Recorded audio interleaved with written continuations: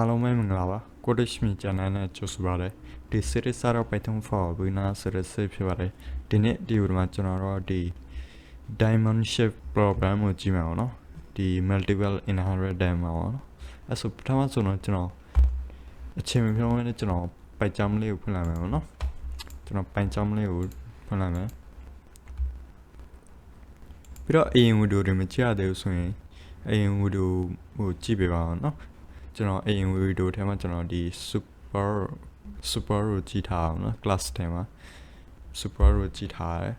ပြီးတော့ဗီဒီယိုကြိုင်ဗီဒီယို like လေးလုပ်ပေးထားပါအောင်နော်ပြီးတော့ channel ကို subscribe မလုပ်ရသေးဆိုရင် channel ကိုပါ subscribe လေးပါလုပ်ပေးထားပါအောင်နော်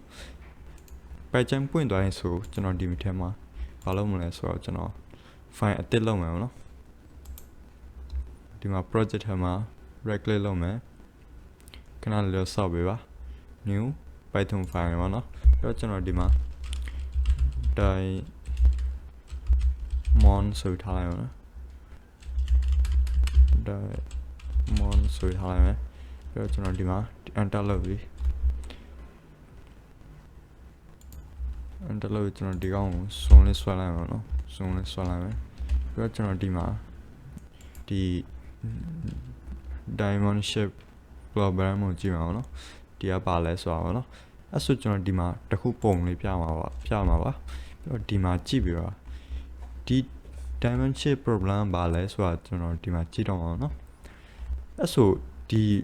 ABCD ကပါလဲဆိုတော့ A ကဒီ class ပေါ့နော်ကျွန်တော်ဒီ class မှာကျွန်တော်တို့အရင်ဗီဒီယိုမှာကျွန်တော်တို့ဒီ inherent multiple inherent ကိုကျွန်တော်တို့ကြည့်ထားတာပေါ့နော်multiple inherent ဆိုတာဘာလဲဆိုတော့ကြည့်ထားအောင်နော်အဲ့ဒါမကြည့်ရသေးဘူးဆိုရင်အဲ့ဒါလေးကိုအရင်ကြည့်ပေးပါနော်အဲ့ဒါကြည့်ပြီးမှဒီဗီဒီယိုကြည့်ပြပါဘာလို့လဲဆိုတော့အဲ့ဒါကြည့်မှဒီဗီဒီယိုက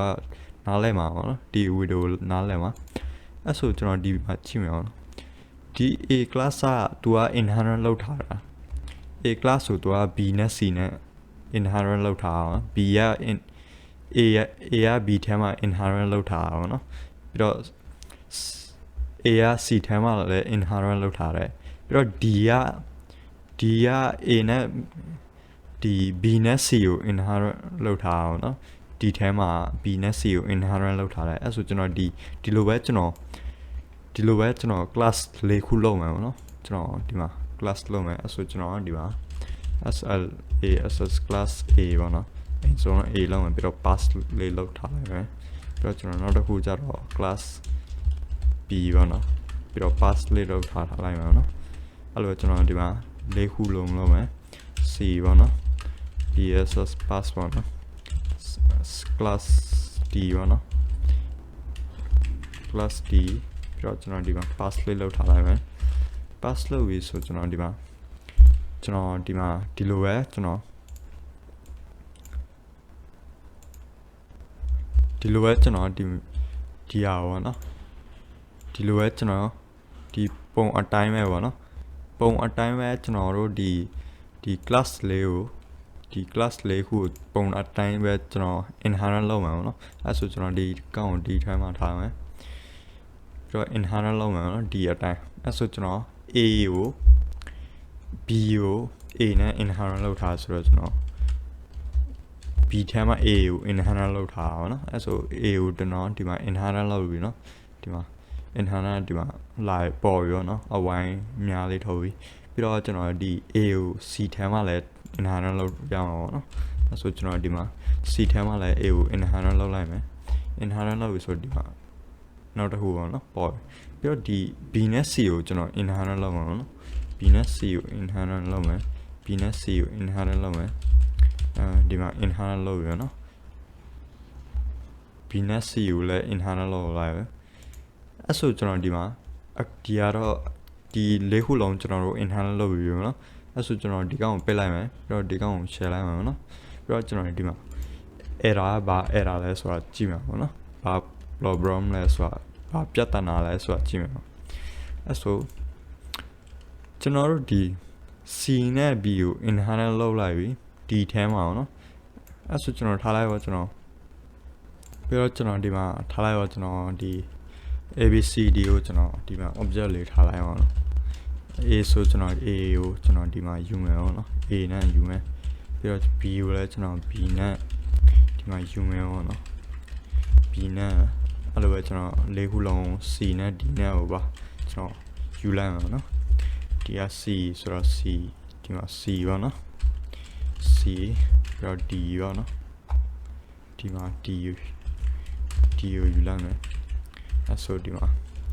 D ယူလိုက်ရောနော်ပြီးတော့ကျွန်တော်ဒီမှာဘာလုပ်မလဲဆိုတော့ကျွန်တော်ဒီ A မှာကျွန်တော် diff တစ်ခုလုပ်အောင် diff PR ဆိုပြီးလုပ်လိုက်မယ်ဥပအောင်နော်ပြီးတော့ကျွန်တော်ဒီမှာ print လုပ်မယ် PR တိုင်း print လုပ်မယ် this is a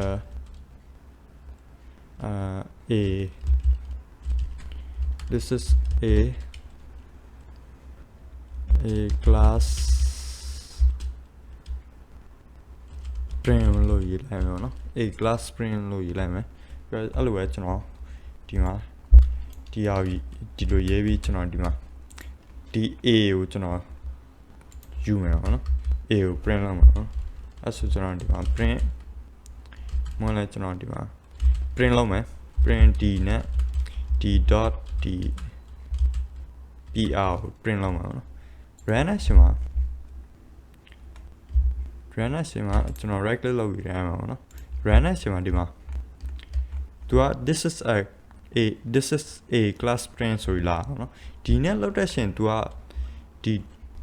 ဒီနဲ့ယူတယ်ဒီကအိမ်ဆုံးသူကဒီကအိမ်ဆုံးသူကဒီ B ထဲမှာတွားကြည့်အောင်နော် B ထဲမှာမရှင်းသူက C ထဲမှာတွားကြည့်တယ် C ထဲမှာလည်းမရှင်းသူက C ထဲကဒီ A ထဲကိုရောက်သွားအောင်နော် A မှာရောက်သွားပြီပြီးတော့ A မှာရှင်းသူက A မှာ print လုပ်အောင်နော်အဲ့လိုပါနော်အဲ့လိုပဲကျွန်တော်ထားလိုက်တော့ကျွန်တော်ဒီ PR ကိုကျွန်တော် override လုပ်လိုက်မယ်ဒီ B ထဲမှာ override လုပ်လိုက်ပြီဆိုကျွန်တော်ဒီမှာဒီတစ်ခါကျွန်တော်ဒီနဲ့ပြန် run တဲ့အချိန်မှာဒီနဲ့ပြန် run တဲ့အချိန်မှာဒီဒါကျွန်တော်ဒီနဲ့ပြန် run မှာနော် run တဲ့အချိန်မှာဒီဒါကျရင် B ထဲကလာလိုက်မယ်နော်ကျွန်တော်ဒီ A ထဲမှာပြောင်းရတယ်ဆိုတော့ A လို့မပြောင်းရတယ် B လို့မပြောင်းရတယ်နော်ပြီးတော့ကျွန်တော်ပြန် run မယ် run တဲ့အချိန်မှာဒီဒါ B နဲ့ဒီမှာရောက်လာနော်သူကအရင်ဆုံးသူကဒီက B ကိုကြည့်တဲ့အချိန်မှာ B ထဲမှာသူကရှိပြီလားဆိုတော့ဒီ B ကိုအရင်သူက print လုပ်မှာပေါ့နော်အဲ့လိုပဲကျွန်တော်ဒီ C ထဲမှာထည့်လိုက်တဲ့အချိန်မှာလဲသူက C ထဲကအရင် print လုပ်မှာပေါ့နော်သူကမဟုတ်လဲသူက B ထဲကအရင် print လုပ်မှာပေါ့ဘာလို့လဲဆိုတော့သူက C ကိုသူကနောက်မှယူရအောင်နော်ပြီးတော့နောက်တစ်ခုကျတော့အဲ့လိုပဲကျွန်တော်ဒီကောင်ကိုကျွန်တော် override နောက်ထပ်လုပ်မှာပေါ့နော်ကျွန်တော် C ထဲမှာ override လုပ်မယ် override လုပ်ရင်ကျွန်တော်ဒီရောပါ C လို့ပြောင်းလိုက်မယ်နော် C လို့ပြောင်းလိုက်မယ်ပြီးတော့ကျွန်တော်ဒီထဲမှာလုပ်လိုက်မယ်နော်ဒီထဲလုပ်တဲ့အချိန်မှာဒီမှာလာလိုက်မယ်ဒီမှာအများကြီးတွေဒီကဘာတွေလဲဆိုတာဒီမှာလုံးဝ confusion တွေဖြစ်သွားအောင်နော်လုံးဝရှုပ်ခက်သွားပြီးတော့ကျွန်တော်ဒီမှာ print လုပ်တဲ့အချိန်မှာဒီထဲက print လုပ်မယ်ဒီထဲက PR ကို print လုပ်မယ် PR လုပ်တဲ့အချိန်သူကဒီ D ကိုပဲ print လုပ်မှာဘာလို့လဲဆိုတော့သူက D ထဲမှာရှိရဆိုအဲ့လိုပဲကျွန်တော်ဒီ D ထဲကကျွန်တော်ဒီကောင်ကို comment on လုပ်လိုက်တဲ့အချိန်မှာ comment on လုပ်လိုက်တဲ့အချိန်မှာဒီတစ်ခါကျရင်ကျွန်တော်ပါရမှာလဲဆိုတော့သူက C ထဲမဟုတ်ဘူးကျွန်တော်ဒီ B ထဲရမှာရော B ထဲဘာလို့ရမှာလဲဆိုတော့သူက B ကိုအရင်ယူထားအောင်နော်ဒီမှာအဲ့လိုပဲကျွန်တော်ဒီ B ထဲဖြတ်လိုက်ရဆိုဒီ comment on လုပ်လိုက်ရဆိုအဲ့လိုပဲကျွန်တော်ဒီမှာ run မှာနော်အရင်ဆုံးတော့ C ဒီ B ဥစ္စာရပါအောင်နော် B ဥစ္စာ comment on လုပ်လိုက်ရဆိုသူက C ဥစ္စာရမှာဘာလို့လဲဆိုတော့အဲ့လိုပဲကျွန်တော်ဒီ C ထဲဥစ္စာလဲကျွန်တော် comment on လုပ်လိုက်ရင်သူက A ကိုရောက်သွားမှာပေါ့နော်ဒီမှာဘာလို့ဒီမှာအများကြီးရှင်းရင်ရှုပ်ခက်နေအောင်နော်အဲ့ဒါကိုဒီရှုပ်ခက်တာကိုဒီက diamond program လို့ခေါ်အောင်နော်ဒီ diamond shape program ဆိုတာဒီဟာကိုခေါ်တာပေါ့နော်ပြီးတော့ထားလိုက်တော့ကျွန်တော်ဒီ ဒီကောင်ကျွန်တော်ပြန် comment on လုပ်လိုက်မယ် and comment လုပ်လိုက်မယ်ပေါ့နော် and comment လုပ်လိုက်ပြီအဲ့ဆိုကျွန်တော်ဒီ B နဲ့ C ကိုကျွန်တော်ဒီလိုပြောင်းလိုက်မှာနော်ပြောင်းလိုက်ဆိုဒီမှာလဲအကုန်ပြောင်းသွားမှာနော်ဒီမှာလဲအကုန်ပြောင်းလိုက်အစားသူက B နဲ့လာတဲ့အချိန်မှာဒီတစ်ခါကျရင်သူကဒီပြီးတော့တစ်ဆင့် C ထဲဝင်သွားအောင်နော်ဒီမှာလဲဒီမှာရှုပ်ခန့်နေအောင်နော်ဒီလိုမျိုး multi level inheritance မတုံးပြူတဲ့ဝင်ပါနော်ကျွန်တော်ပြောချင်တာပေါ့ပြောချင်တာ multi level ဆိုတာသူကနှစ်ခါသုံးမှာပဲတချို့နေရာမှာပဲအတုံးပြရအောင်နော်သူက class တွေအများကြီးအထဲမှာသူကမတုံးပြတဲ့ဝင်နော်ဒီလိုတုံးလိုက်ရင်သူကရှုပ်ခတ်ပါပြီးတော့ဒီ error တွေကကျွန်တော်တို့ code ရဲ့ error တွေကများသွားမှာပေါ့နော်ကျွန်တော်တို့ကရှုပ်ခတ်ပြီးဒီလို code တွေ error တွေတက်တာတွေလို့အဲ့ဒါတွေဖြစ်မှာပေါ့နော်အဲ့ဒါပြောရှင်းတာပေါ့နော်ဒီ dimension error ဆိုတာအဲ့ဒါကိုပြောတာပေါ့နော်ဒီဟာကိုပဲကျွန်တော်တို့ဒီ Java ထဲမှာဒီဟာကိုပဲလောက်တဲ့အချိန်မှာ तू ကဒီဟာတုံးလို့မရအောင် multi level inheritance तू က Java ထဲမှာတုံးလို့မရအောင်နော်ဒါပေမဲ့ကျွန်တော်တို့ C++ မှာတုံးတဲ့အချိန်မှာဒီဟာကို तू က solve မလုပ်နိုင်ဘူးပေါ့နော်error ဖြစ်တယ်အဲ့ကြောင့်ဒါပေမဲ့ Python ထဲမှာတော့ဒီမှာရနေအောင်နော်ကျွန်တော်ပြောချင်တာ multi level inheritance ကို तू ကအများကြီးမတုံးပြတဲ့ပေါ့နော် class အများကြီးထဲမှာမတုံးပြတဲ့ပေါ့နော်ဒီနှစ်ခုလောက်ဆိုသုံးခုလောက်ဆိုတော်ရောနော်အဲ့ဒါကိုပေါ့နော်ပြောချင်တာပေါ့ဒီကိုယ့်ကိုဘယ်လောက်ရှင်းထားအဲ့လောက်ကောင်းအောင်နော်ကိုယ့်ရေပေါ့နော်ကျွန်တော်အဲ့ဒါပြောရှင်းတာပေါ့နော်အဲ့ဆိုဒီ diamond shape problem ဆိုတာနားလည်လာပြီထင်တယ်ဆိုဒီဗီဒီယိုကဒီလောက်ပါပဲနော်